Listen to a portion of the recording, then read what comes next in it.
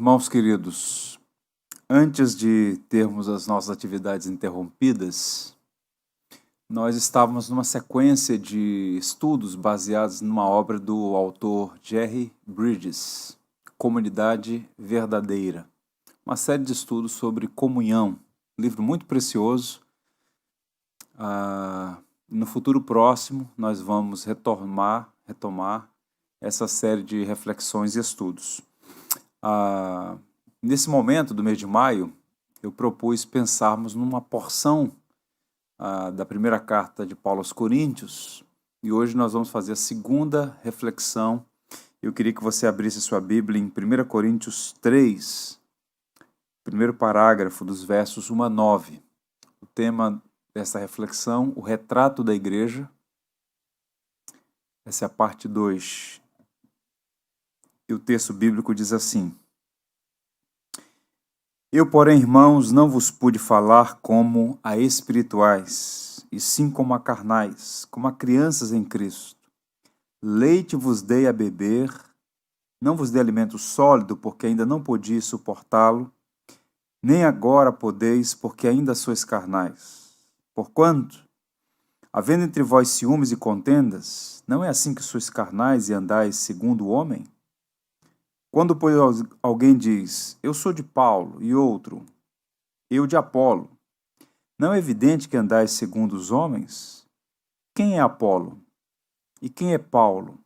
Servos por meio de quem crestes, e isto conforme o Senhor concedeu a cada um.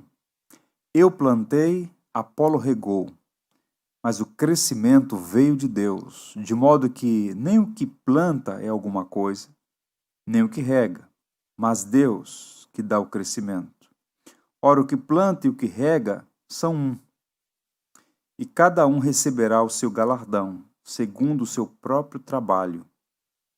Porque de Deus somos cooperadores, lavoura de Deus, edifício de Deus, sois vós. Que o Senhor nos abençoe. No capítulo 3 da primeira carta de Paulo aos Coríntios, o apóstolo lança mão de 3 imagens e ele pinta um quadro, um retrato da igreja. São 3 metáforas diferentes: família, campo e templo. Semana passada nós meditamos sobre a igreja como uma família em busca de maturidade. Paulo encorajou a igreja de Corinto à busca da maturidade, e ele deu muitas evidências, como nós veremos ainda nessa segunda parte da reflexão, que eles eram imaturos, carnais, infantis. E Paulo trouxe à memória deles que a igreja é uma família que precisa amadurecer, crescer espiritualmente. Hoje nós vamos pensar na igreja como um campo, uma plantação, uma lavoura, cujo propósito é crescer, frutificar. Paulo está mudando aqui a metáfora. Ele era um habilidoso escritor, fazia isso com muita perícia, mas sempre com um propósito. Observe que a metáfora da família é mudada para o campo, e ele deixa a linguagem doméstica para usar agora um ambiente rural, uma linguagem sobre a agricultura, a lavoura. E Paulo gostava muito dessas imagens, né? Paulo, nascido em Tarso, onde hoje fica ali o sul da Turquia, fronteira com a Síria, aquela região era conhecida pelos muitos campos. E Paulo, então, com esse pano de fundo, inspirado pelo Espírito, ele usa com frequência essas metáforas todas, sempre trazendo o ensino. Essa expressão, essa linguagem é usada com frequência, repito, no Novo Testamento, não apenas pelo apóstolo Paulo, mas também por outros escritores do Novo Testamento. Observe que no final desse parágrafo, Paulo chama a igreja de lavoura de Deus, né? Plantação de Deus. Somos o jardim de Deus, a plantação de Deus, a vinha que ele plantou e cultivou. Paulo, judeu, na verdade todos os escritores do Novo Testamento eram judeus, exceto Lucas, e no Antigo Testamento já se usava essa linguagem. Isaías, Ezequiel falaram de Israel como vinha de Deus, como jardim de Deus. Pois bem, a questão é, por que Paulo introduz essa metáfora nesse momento da sua primeira carta aos Coríntios. Por que razão? Ele está tratando um problema na vida daquela igreja. De todas as igrejas pelas quais Paulo passou, plantou, edificou, a igreja de Corinto foi uma igreja que lhe deu muito trabalho. Paulo escreveu algumas cartas para aquela igreja, das quais 2 foram preservadas, e quem teve a oportunidade de ler e estudar essas 2 cartas percebe que era uma igreja difícil. E Paulo está fazendo aqui o trabalho de um pastor, corrigir as deficiências da igreja. E o faz porque ama a seu Senhor e ama o seu rebanho. E é uma coisa interessante, para corrigir as deficiências comportamentais, os problemas de relacionamento, né?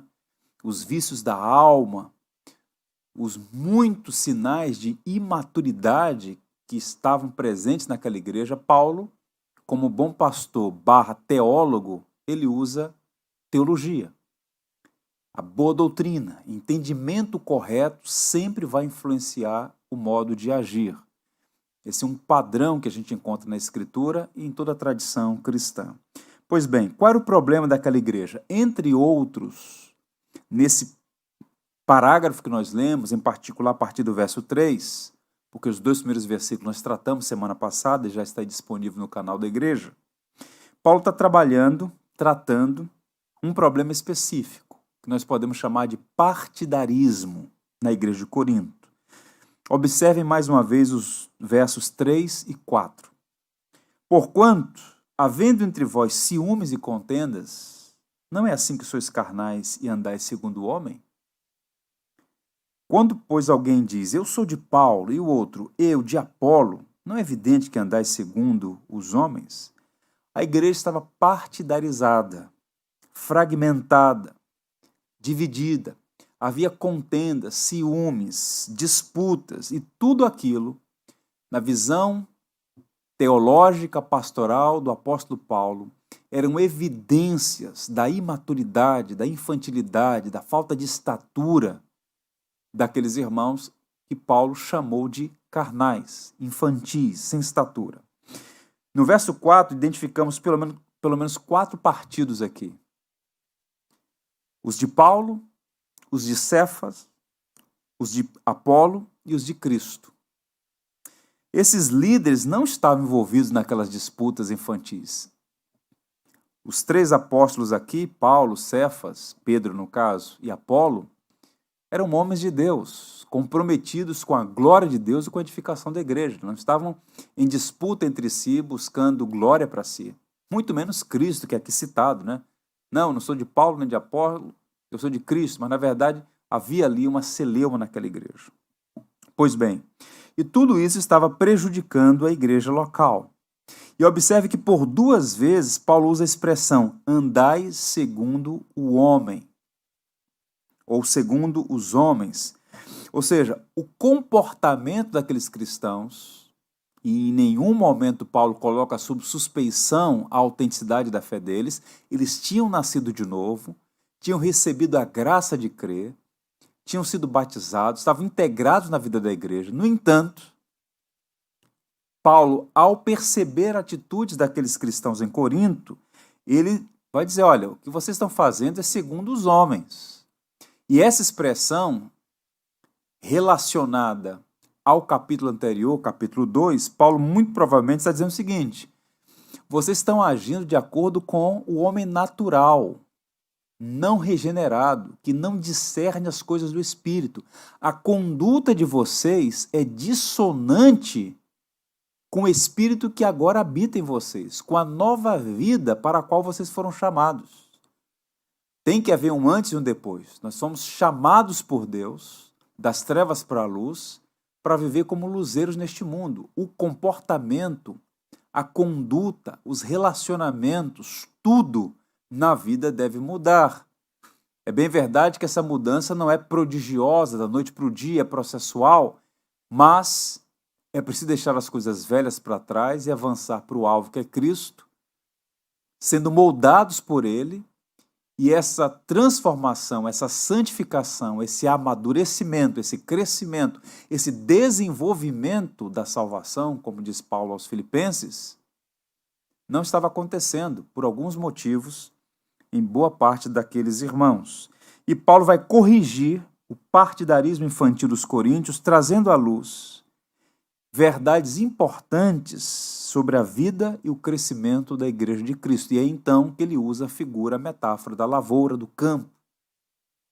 E aqui eu gostaria da sua atenção para apenas pontuar algumas dessas verdades que precisam ser trazidas à luz para nos ajudar a entender a missão da igreja, seus obreiros, sua vocação. Enfim, há muitas implicações e aplicações para nós, essa riquíssima porção que é o capítulo 3 da primeira carta de Paulo aos Coríntios. Pois bem, vejamos. Primeiro, Paulo desautoriza o culto à personalidade. Os versos 4 a 5, lerei mais uma vez. Porque dizendo um, eu sou de Paulo, e o outro, eu de Apolo, porventura não sois carnais? Pois quem é Paulo e quem é Apolo, senão ministros pelos quais crestes e conforme o que o Senhor deu a cada um? O partidarismo deles é uma evidência de que são carnais, imaturos. Geralmente, crentes imaturos e fracos na fé inclinam-se a um tipo de relacionamento de dependência de líder religioso, seja ele quem for. Uma espécie de culto à personalidade. É o que estava acontecendo ali. No verso 5, Paulo, com muita sobriedade, afirma que ele e Apolo, bem como todos os outros pregadores do Evangelho, são servos, através dos quais a palavra foi pregada e eles creram. Então, nenhum dos apóstolos, nenhum dos pregadores autênticos do Evangelho, no Novo Testamento e em toda a história da Igreja de Jesus Cristo, no decurso desses mais de 20 séculos, nenhum dos autênticos pregadores aceitaram culto à sua personalidade. Não. Paulo desconstrói, Paulo desautoriza isso, perguntando. E aqui não é uma retórica vazia. Paulo pergunta, quem é Paulo? Quem é Apolo? Para que a igreja esteja dividida em partidos, cada um assumindo o seu lado? Não, somos apenas servos. A expressão aqui, ministro, em algumas versões aparece servo, em algumas aparece diácono, porque a palavra grega aqui é justamente essa, diáconos, um servidor. E Paulo diz, olha, nós somos ministros, servidores, diáconos, através dos quais vocês receberam a palavra, conforme o Senhor concedeu a cada um. Portanto, ao tratar o partidarismo e as divisões na igreja de Corinto, repito, sinais de meninice e falta de maturidade, Paulo chama a si mesmo e a todos os pregadores do Evangelho de servos. Somos servos e nada mais. Spurgeon, certa vez em um sermão, ele disse, se a palavra ministro fosse traduzida literalmente, pelo que ela significa, servidor, acabaria muito a pompa de alguns pregadores, porque a expressão ministro, ela é carregada de pompa, né? Ministro é servidor, um pastor, é o servo dos servos de Deus, um diáconos. E nesse caso aqui, literalmente, aquele que serve à mesa. Os pastores são aqueles responsáveis por servir a igreja, oferecendo o evangelho, a pregação, a instrução, ajudando, portanto, a igreja a amadurecer, a crescer por meio da palavra e assim deixar a meninice.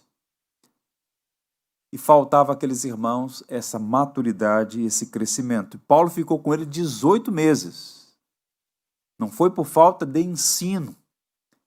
Aqueles corações eram de fato corações difíceis, intratáveis, refratários.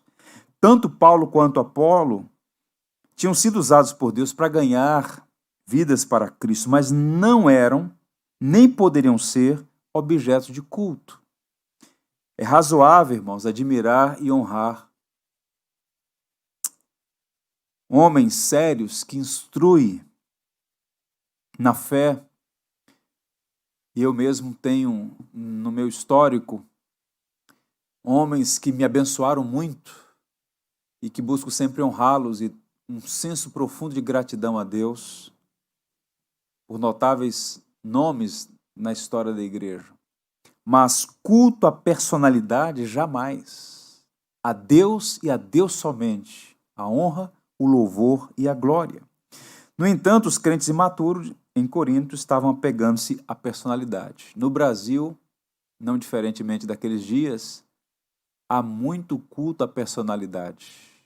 Pense comigo. Quando o sol da justiça brilha, as estrelas se apagam. Quando Cristo é glorificado, não há espaço para estrelismo. Portanto, esse mal tem que ser cortado nas duas pontas. Naqueles que ficam buscando glória e naqueles que estão dispostos a oferecer glória a homens. Tomemos cuidado com isso. O princípio, portanto, passa a ser o seguinte: podemos honrar os servos que atuam na edificação da igreja, mas tomando todo o cuidado para não prestar culto à personalidade. Segunda verdade que nós podemos perceber nessa passagem.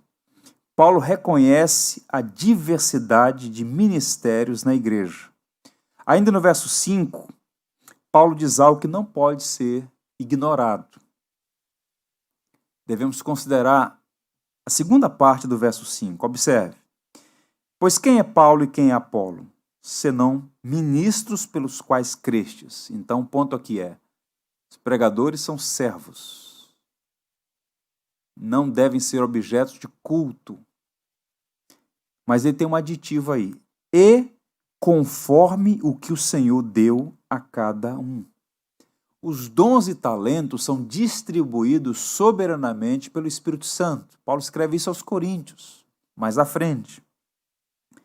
Paulo e Apolo foram dotados de dons e habilidades para a edificação da igreja. Os coríntios foram abençoados de acordo com o que Deus deu àqueles pregadores e mestres da igreja. Paulo e Apolo, bem como outros, tinham diferentes dons, pois essa diversidade de dons e ministérios visava, e ainda hoje tem como objetivo, o crescimento da igreja. Portanto, eles foram abençoados através de homens que receberam dons e talentos de Deus, dons e talentos diversificados para a edificação da igreja. Isso continua acontecendo. A igreja é una.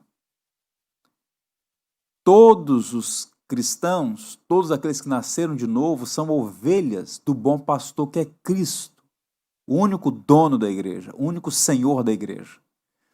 Os pastores são homens chamados por Deus, habilitados por Ele, com dons, a fim de que, assistindo à igreja, os cristãos sejam habilitados, amadurecidos, para que também exerçam seus ministérios com os dons e talentos que também receberam por graça, a fim de que haja um crescimento de toda a igreja. Até que, como diz Paulo aos Efésios no capítulo 4, todos cheguemos à unidade da fé, à estatura perfeita do varão, que é Cristo. Pois bem, nos versos 6 a 7, lemos assim: eu plantei, Apolo regou, mas Deus deu o crescimento. Por isso, nem o que planta é alguma coisa, nem o que rega, mas Deus que dá o crescimento. Pois bem, Paulo e Apolo eram servos que haviam feito um trabalho notável. Como eu disse aos irmãos, por 18 meses Paulo ficou em Corinto. Aquela cidade foi abençoada com a presença do maior teólogo do cristianismo. Tente imaginar, Paulo trabalhando, ensinando, pregando, instruindo, ouvindo, aconselhando. Eles tiveram esse grande privilégio. Com a saída de Paulo, outros por lá passaram e deram sequência ao trabalho, dentre os quais, muito provavelmente, Apolo, porque ele é citado aqui. Pois bem, é dito, portanto, com muita clareza que um plantou, isto é, Paulo é quem fundou aquela igreja em Corinto, uma das principais cidades da Acaia, a Grécia Antiga, e Apolo regou, a ideia de cultivar. Um plantou, o outro regou. Mas o crescimento vem de Deus. Portanto, Deus deve receber a glória pelos resultados da colheita. E Paulo vai dizer, nem o que plantou, nem o que regou é alguma coisa. São servos. Mas o crescimento vem de Deus e é Deus que deve receber a glória. Portanto, ao mesmo tempo que somos cooperadores de Deus, ou seja, semeadores que cuidam da semente para que ela brote, cresça e tenha condição de frutificar, também nós somos a própria lavoura de Deus, que deve produzir muito fruto, a fim de que Deus seja glorificado. Aplicação. Pastores e líderes são chamados para cooperar na edificação da igreja. Unidade de propósitos é importante, pois todos estão servindo ao Senhor e buscando a edificação da igreja. Eu gosto muito dessa expressão. E sempre que eu posso, encorajo os irmãos a entenderem isso. Há dois propósitos centrais pelos quais nós devemos viver: a glória de Deus e a edificação da igreja. E aqueles dois notáveis homens, Paulo e Apolo, tinham este alvo: glorificar a Deus, edificar a igreja. Eles estavam unidos no mesmo propósito. A disputa não era entre Paulo e Apolo. A disputa estava acontecendo entre os infantis membros daquela igreja, pois todos os apóstolos estavam unidos no mesmo propósito, a edificação da igreja. Percebo que muitas vezes, ao invés de termos cooperadores, líderes cooperando uns com os outros, o que muitas vezes se percebe é concorrência. Quem age assim não age no Espírito de Cristo, não age de acordo com o Evangelho, tendo como referência a Escritura e esses notáveis, dentre os quais citamos aqui Paulo e Apolo. Os que servem no ministério da igreja devem sempre estar cuidando do solo da igreja, com diligente trabalho, buscando produzir uma igreja madura, uma igreja que cresça no conhecimento e na graça de Cristo. Portanto, Paulo vai dizer que é o Senhor quem vai recompensar esses obreiros, de acordo com o trabalho de cada um, como nós veremos. Mas a glória, o louvor devem ser dadas a Deus, porque é Deus quem promove o crescimento. E esse é o terceiro ponto da nossa reflexão. Paulo afirma que Deus tem a posição de proeminência. O verso 7 em particular vai dizer isso. Eu plantei, Apolo regou, mas Deus deu o crescimento. Por isso, nem o que planta é alguma coisa, nem o que rega, e aí vem a adversativa. Mas Deus que dá o crescimento. Paulo plantou, Apolo regou, tanto o plantio quanto o cultivo foram necessários, importantes, mas o crescimento somente Deus realiza, somente Deus pode operar. Não são os trabalhadores que produzem a colheita, ela vem das mãos do Senhor da seara. E como é importante pastores e líderes, membros da igreja geral, entenderem isso. Uma coisa não exclui a outra. O Senhor da seara chama trabalhadores para a seara. Um planta, o outro cultiva. Mas o crescimento é obra de Deus. Se não entendermos isso, usaremos artifícios carnais, mundanos, para promover um crescimento também mundano e artificial. Deus ordena, chama, habilita e envia obreiros para a seara, mas todos os esforços humanos não são nada sem a bênção de Deus. Paulo está dando aqui para nós todos uma lição de humildade. Eu fico imaginando, será que ele não foi tentado a ceder à pressão da sua própria natureza, porque Paulo também era pecador, do culto à personalidade? Não. Graças a Deus, Paulo não cedeu a isso. Ele sabia que era um servo, que a Cristo e apenas a Cristo devia ser dado a glória. Portanto, ele foi chamado para o serviço e serviu com dedicação, com zelo, com abnegação, mas sabia que sem a bênção de Deus nada podia fazer. Havia muito orgulho na igreja de Corinto, seus membros estavam envaidecidos, disputando qual era o maior dos seus líderes, Paulo, Apolo, Pedro.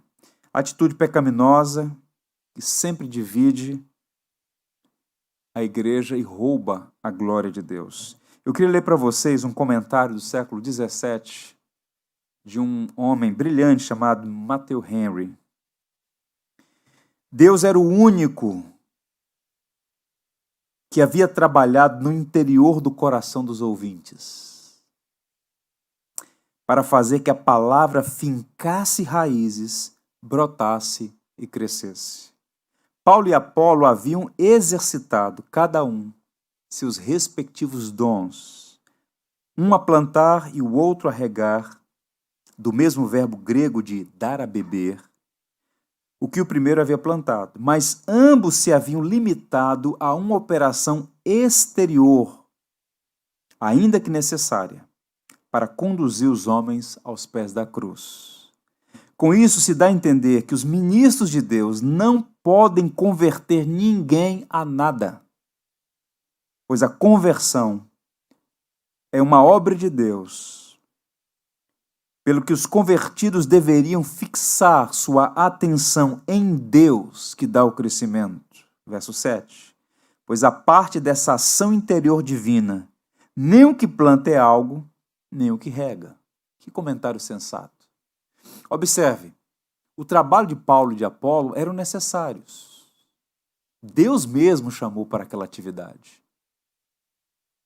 Plantar, regar. Atividades externas. Mas o crescimento, aquela operação no coração dos homens, só Deus tem poder para realizar. Portanto, isso nos ajuda a orar mais em favor do crescimento genuíno da igreja, que é a lavoura de Deus. Todo esforço humano sem a bênção de Deus, sem o crescimento que vem de Deus, pode até aparentemente dar fruto, mas o fruto genuíno só Deus pode operar. Eu não estou falando de números pirotécnicos, eu não estou falando de censos estéticos, igrejas lotadas, poder econômico, influência política. Essas coisas são instrumentos equivocados para se auferir a saúde de uma igreja. O crescimento genuíno, piedade, santidade, temor ao Senhor, desejo profundo de ver para a glória de Deus, esse crescimento que começa desde a regeneração, nesse processo inteiro de santificação, até o dia final, é obra de Deus. O ministro do Evangelho, o pregador, tem que ser fiel à mensagem, olhando para Cristo que o arregimentou para essa obra. Os resultados pertencem a Deus. A aplicação é esta. Precisamos entender que somos apenas cooperadores de Deus e lavoura dele, cooperadores. Isso aponta, então, para o quarto e último ponto dessa reflexão. Paulo prega a unidade na missão e a diferença no galardão dos ministros de Cristo. Isso soa estranho, mas ficará claro à medida que eu compartilhar com os irmãos o verso 8, que diz assim: Ora, o que planta e o que rega são um, e cada um receberá o seu galardão segundo o seu próprio trabalho. Existe uma unidade de propósito entre os ministros de Cristo. Estamos todos engajados na mesma missão: glorificar a Deus, edificar a igreja, levar homens e mulheres ao conhecimento de Cristo.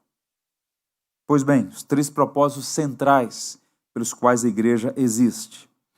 Existe, portanto, uma igualdade de valor e de missão. Paulo e Apolo eram preciosos para Deus e tinham a mesma missão.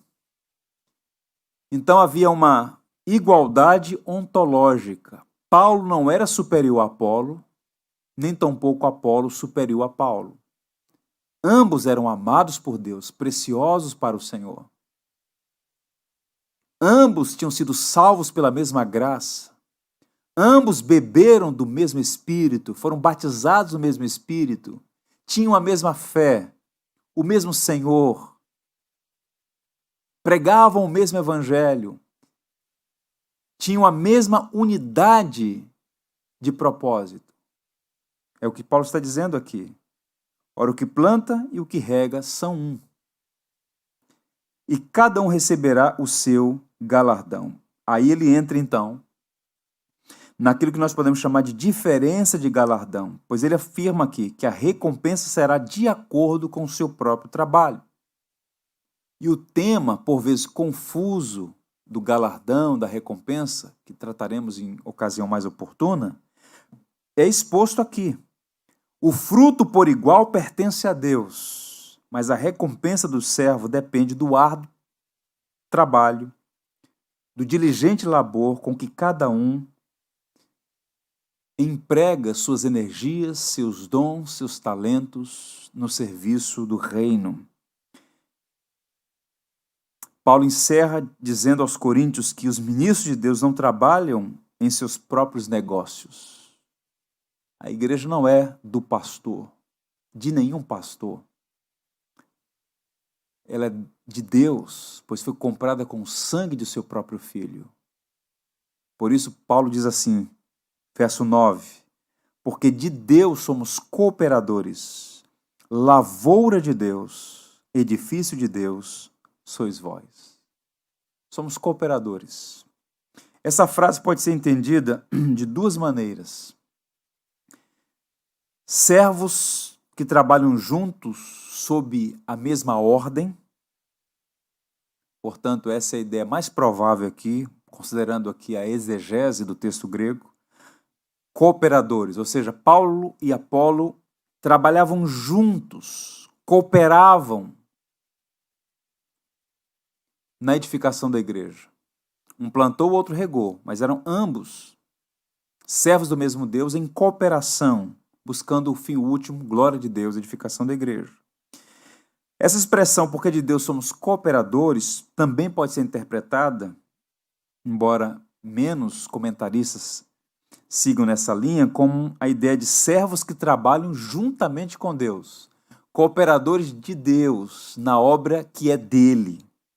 Ainda que seja menos provável, à luz do contexto, é interessante considerarmos, por exemplo, Marcos 16, 20, quando o texto diz assim, e eles, tendo partido, pregaram em toda parte, cooperando com eles o Senhor.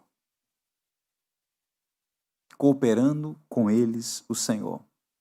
Quer dizer que a igreja é de Deus, comprada com o sangue de seu Filho, ele nos salva para si, nos dota de habilidades e nos chama para o serviço e nos dá a alegria, o privilégio de trabalhar com ele, junto com outros irmãos de fé, na missão de servir e abençoar a igreja. Que privilégio! O foco aqui é esse, privilégio, responsabilidade no ministério cristão. Há uma diferença entre trabalhar para Deus e trabalhar com Deus. Pastores precisam trabalhar com Deus, como cooperadores. Há demandas, há responsabilidades que não podem ser ignoradas ou postas de lado. No entanto, é sempre importante trazer à memória que um planta, o outro rega, mas é Deus quem promove o crescimento da sua igreja. Eu encerro dizendo que essa metáfora da lavoura, ela é muito rica. Aprendemos aqui que os ministros, os servos, os pregadores do Evangelho, a própria igreja, nós somos todos lavoura de Deus. Deus é a fonte e a causa da habilidade que temos, dada por Ele para a edificação da igreja dele. Nosso objetivo é servir a Deus como seus cooperadores. Não há motivos para a vanglória. O orgulho, a vaidade, a altivez de espírito são contrassenso com a missão. Somos salvos pela graça, habilitados pela graça, estamos no serviço pela graça, é tudo pela graça. Portanto, a Ele somente a honra, o louvor e a glória. O partidarismo é derrotado quando pensamos em cooperação, não em concorrência. É triste, é lamentável e mais, é diabólico ver igrejas competindo numa carnal concorrência. O propósito não é glorificar a Deus. O propósito não é edificar a igreja. O propósito não é levar mais pessoas ao conhecimento de Cristo, conhecer o amado, a beleza de Cristo. Pois bem, como servo, temos essa tarefa dada por Deus. Que Ele nos ajude e que esse entendimento sobre a igreja como lavoura de Deus possa provocar em nós uma profunda reflexão, que cada um encontre o seu espaço e o seu lugar. Porque embora Deus chame alguns para serviços mais específicos, plantar e regar, todos os cristãos receberam dons e talentos que devem buscar a maturidade da igreja, o crescimento espiritual da igreja. Os servos nada produzem, porque os resultados pertencem a Deus. A coisa mais nobre que Paulo disse nesse parágrafo, na minha leitura, é o verso 9. Porque de Deus somos cooperadores. Você é um cooperador nessa lavoura. Trabalhe para que Deus seja glorificado e a igreja edificada. Que o Senhor o abençoe. Nós vamos orar, encerrando então essa reflexão e pedindo a Deus que aplique pela obra do seu Espírito essa palavra no nosso coração. Senhor, nós te damos graças e bendizemos o teu nome, porque a igreja é tua. Foi comprada pelo precioso sangue de Jesus Cristo naquela cruz. E o Senhor tem chamado soberanamente homens para trabalhar na edificação da igreja. Essa lavoura, esse campo, que tem por finalidade produzir frutos que glorifiquem o Redentor. Ó Deus, livra-nos de todo e qualquer espírito faccioso, de partidarismos, das meninices, das infantilidades. Livra os obreiros, pregadores do Evangelho, da vaidade, do culto à personalidade. Senhor, que a nossa filosofia seja de João Batista, que ele cresça e que eu diminua. Ó Senhor, guarda o coração dos teus filhos, para que, temendo o teu nome, com os olhos em Cristo, que deve receber a glória, possamos trabalhar diurnamente com os dons e talentos que o Senhor mesmo tem nos dado para edificar e abençoar a igreja. Permita, Senhor, que nós todos encontremos o nosso lugar nessa seara. A seara é grande, mas são poucos os trabalhadores. Desperta, aviva a tua obra, Senhor, para que mais e mais irmãos, com os dons e talentos que o Senhor mesmo deu, possam trabalhar como cooperadores uns dos outros e cooperadores do Senhor, que de fato é quem dá o crescimento, a fim de que tenhamos cada vez mais igrejas fortes e saudáveis, cumprindo a sua missão de ser luz do mundo e sal da terra. Oramos com o coração agradecidos, esperando inteiramente no socorro que vem do Senhor. Em nome de Cristo. Amém. Que o Senhor te abençoe. Por tudo que tens feito, por tudo que vais fazer, por tuas promessas e tudo que és, eu quero te agradecer com todo o meu ser. Agradeço, meu Senhor, te agradeço, meu Senhor, te agradeço por me libertar e salvar.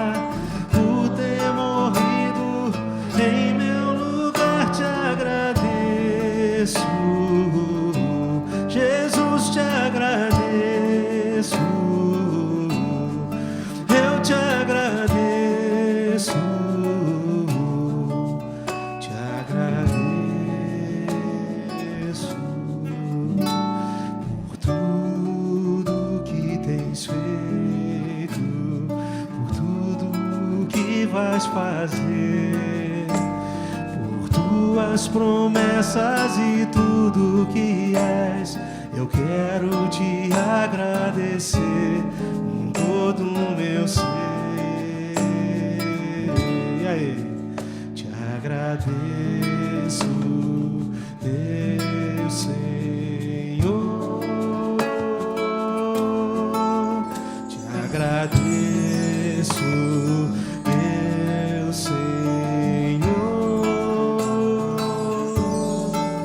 Te agradeço por me libertar e salvar, por ter morrido em meu lugar. Te agradeço,